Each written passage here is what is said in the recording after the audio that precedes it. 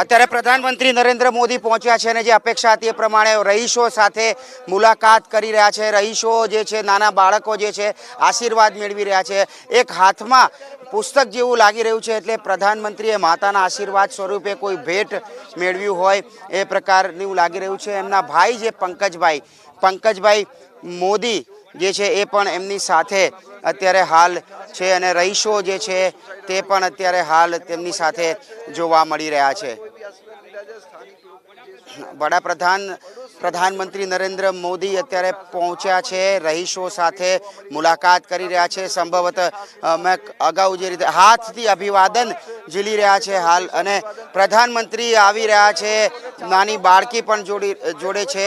પ્રધાનમંત્રી અત્યારે હાલ ચાલતા બહાર આવી રહ્યા છે હાલના તબક્કે, અને પ્રધાનમંત્રી સંભવતઃ મીડિયા